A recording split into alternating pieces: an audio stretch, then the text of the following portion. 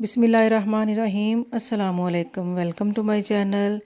अगर आप chicken mutton के बगैर कोई कबाब खाना चाहते हैं तो आप इस आलू के कबाब की रेसिपी को ज़रूर ट्राई करें और रेसिपी को पूरा फॉलो करें, कोई भी स्टेप मिस ना करें। तो इंशाल्लाह आपके भी कबाब बहुत ही मज़े के बनेंगे। तो चलें शुरू करते हैं इनको बनाना। तो कच्चे आलू लेने हैं हमने, बॉयल नहीं करने। इनको पहले हमने का पील कर लिया है, काट लिया है और फिर इसको अच्छे से पानी से धो लिया है और इसको हम छोटे टुकड़ों में पीसीज कर लेंगे। इसको हम करेंगे चॉपर में चॉप, इसका हम पेस्ट बना लेंगे। आप अगर चॉपर नहीं तो आपने इसको ग्रेटर की मदद से, जो मोटा ग्रेटर होता है ना, उसकी मदद से आपने इसको ग्रेट कर लेना है। तो कच्चे आलू हम चॉपर में लेंगे, इसको हम ना चॉप करेंगे। तो अभी तक अगर आप चैनल पर नए हैं तो चैनल को प्लीज़ सब्सक्राइब कर लें और अगर वीडियो आपको अच्छी लग रही है तो लाइक भी कर दें और कमेंट और शेयर भी ज़रूर किया करें। तो आलू हमारे अच्छे से चॉप हो गए हैं, ये देखें बड़ा अच्छा सा इनका ना टेक्सचर हो गया है। बस इसी तरह का हमने दरदरा सा चाहिए था।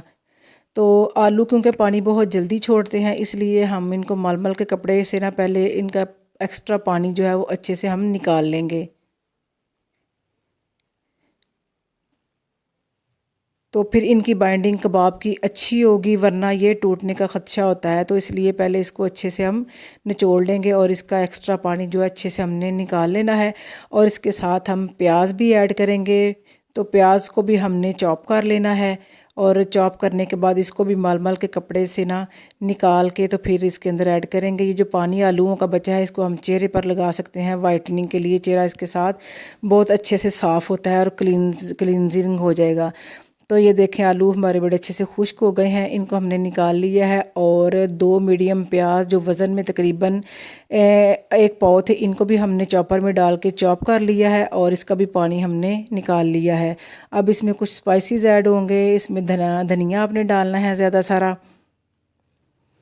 और अपनी पसंद के मुताबिक आप अपने इसमें मसाले डालने हैं। और 1 से 2 सब्ज़ मिर्चें हमने इसके अंदर ऐड की हैं और 1 टेबलस्पून भर के इसमें लहसुन और अदरक को हमने वो भी इसके अंदर ऐड कर दिया है। और अच्छी सी बाइंडिंग के लिए इसके अंदर हम 1 अंडा डालेंगे ताकि हमारे कच्चे आलू के जो कबाब हैं वो टूटे ना। और 4 खाने के चम्मच इसमें मैंने डाला है कॉर्नफ्लोर और 4 ही खाने के चम्मच इसमें हमने डाल लेना है मैदा।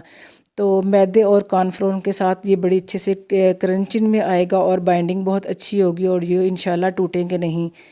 तो 1 टीस्पून इसमें हमने डाल दिया है नमक का और 1 टीस्पून इसमें हमने डाल दिया है सूखा पाउडर धनिया पाउडर का भर के आपने इसमें डाल देना है। और 1/4 टीस्पून इसमें हल्दी का ऐड कर लेना है और हाफ़ टी स्पून इसमें लाल मिर्च पाउडर का ऐड करना है। 1 टीस्पून इसमें सफ़ेद ज़ीरा वो ऐड कर दें और हाफ़ टी स्पून इसमें गरम मसाले का ऐड कर दें। और इसको थोड़ा सा स्पाइसी करने के लिए इसमें हम चाट मसाला 1 टीस्पून ऐड कर देंगे। इसके साथ बड़ा फ्लेवर इसका कबाबों का अच्छा आएगा। और ये चिकन और मटन के नहीं आलू के बनेंगे, फिर भी यकीन माने खाने से आप हाथों को रोक नहीं पाएंगे, इतने टेस्टी और मज़े के बनते हैं। और अब इस मिक्सचर को अच्छे से मिक्स कर लेना है। अगर आपको लगे ये सूखा है तो पानी आपने फिर भी बिल्कुल इसमें ऐड नहीं करना, क्योंकि अगर पानी ऐड करेंगे तो ये आपकी बाइंडिंग अच्छी नहीं होगी और कबाब आपका टूट जाएगा। ये देखिए अच्छे से मिक्स करने के बाद आलू और प्याज ने फ़ौरन से पानी और भी छोड़ दिया है और ये अच्छे से मिक्स हो गए हैं। और अब इनको हम कोई भी शेप दे लें, घर में किसी भी जार का ढक्कन ले लें, इसको थोड़ा सा ऑयल की वजह से ग्रीस कर लें और थोड़ा सा इसके ऊपर ये पेपर रख लें। इसके साथ अच्छी इसकी ना शेप आ जाएगी और बड़े अच्छे से हमारे कबाब जो हैं वो रेडी हो जाएंगे और सारे एक से बनेंगे, कोई छोटा बड़ा नहीं बनेगा।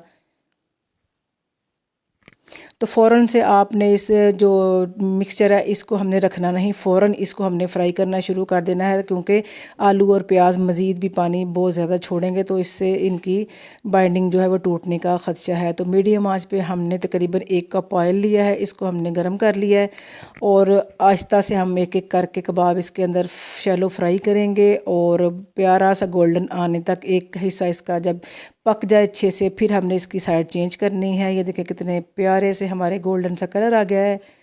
तो इसी स्टेज पे अगर आपको वीडियो अच्छी लग रही है तो वीडियो को लाइक भी कर दें और फ्रेंड एंड फैमिली में भी ज़रूर शेयर किया करें। और इनको अच्छे से हम उलट पलट के पका लेंगे तो बहुत ही मज़े के और यमी से हमारे स्नैक्स रेडी होंगे। आपने रमज़ान में ज़रूर इस रेसिपी को ट्राई करना है और स्टेप बाय स्टेप भी इसको ऐसे ही फॉलो करना है। तो इंशाल्लाह आप बहुत ही मज़े के ये स्नैक्स आप घर पे बड़ी आसानी के साथ रेडी कर लेंगे।